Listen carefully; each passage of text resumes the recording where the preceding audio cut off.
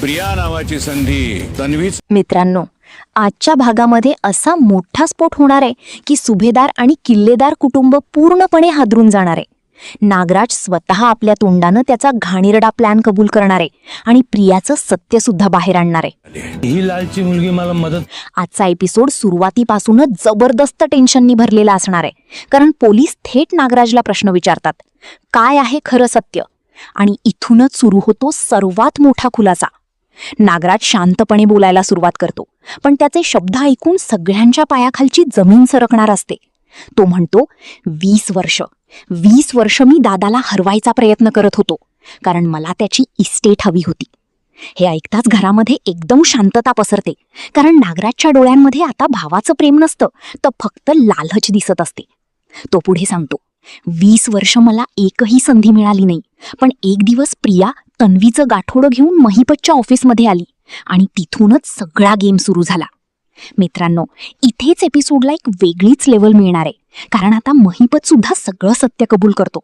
तो म्हणतो, ही लालची मुलगी आम्हाला मदत करायला तयार झाली, म्हणून आम्ही हिलाच तन्वी बनवून तुमच्या समोर आणलं. हे ऐकून सुभेदार कुटुंब पूर्णपणे हादरून जातं, कारण ज्या मुलीला त्यांनी स्वतःची मानलं ती फक्त पैशासाठी सगळा खेळ खेळत असते. आता पुढे नागराज आणखी मोठा धक्का देतो. तो म्हणतो, DNA रिपोर्ट खोटा बनवणं महिपतसाठी काहीच कठीण नव्हतं.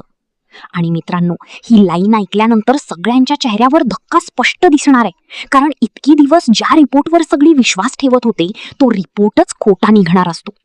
पण खरी आग तर पुढे लागणार आहे, कारण नागराज स्वतः कबूल करतो, मी प्रियालाच माझी शिडी बनवायचं ठरवलं होतं, किल्लेदार नावाची शिडी.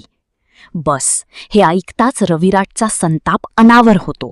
त्याच्या डोळ्यांमध्ये अश्रू आणि राग दोन्ही दिसत असतात आणि तो थेट नागराजला म्हणतो, नागराज, एवढ्या खालच्या पातळीला जाशील असं मला कधीच वाटलं नव्हतं.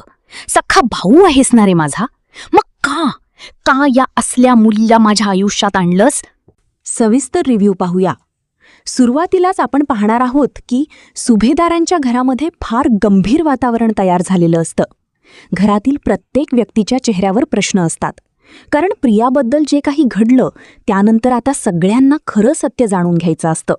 आणि याच कारणासाठी पोलीस महिपत आणि नागराजला जेलमधून थेट सुभेदारांच्या घरी घेऊन येतात. हा सीन खूपच जबरदस्त दाखवला जाणार आहे, कारण नागराज आणि महिपत घरामध्ये येताच सगळ्यांच्या नजरा त्यांच्यावर खिळतात. कुणाच्याही चेहऱ्यावर सहानुभूती नसते, फक्त राग आणि तिरस्कार दिसत असतो. रविराज तर पूर्णपणे संतापलेला असतो, कारण त्याला अजूनही विश्वास बसत नसतो की ज्याच्यावर त्याने एवढा विश्वास ठेवला तोच माणूस त्याच्या आयुष्याशी खेळ करत होता. पोलीस पुढे नागराजला प्रश्न विचारतात, काय आहे खरं सत्य? प्रिया कोण आहे आणि हे सगळं का केलं?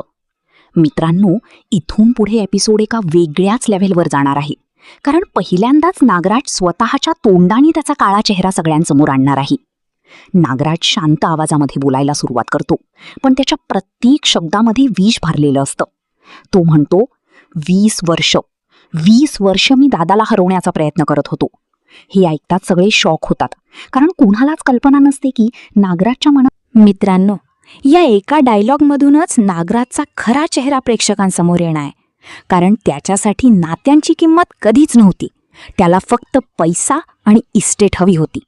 हा सीन खूपच प्रभावी दाखवला जाणार आहे, कारण नागराज बोलत असताना घरातील प्रत्येक व्यक्तीच्या चेहऱ्यावर धक्का स्पष्ट दिसत असतो. रविराजच्या डोळ्यांमध्ये अश्रू येतात, कारण त्याला स्वतःच्या भावाने केलेला विश्वासघात सहन होत नसतो.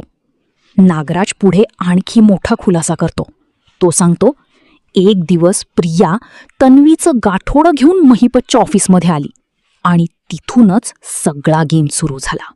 पण खरी आग तर पुढे लागणार आहे, कारण नागराज स्वतः कबूल करतो, मी प्रियालाच माझी शिडी बनवलं होतं, किल्लेदार नावाची शिडी.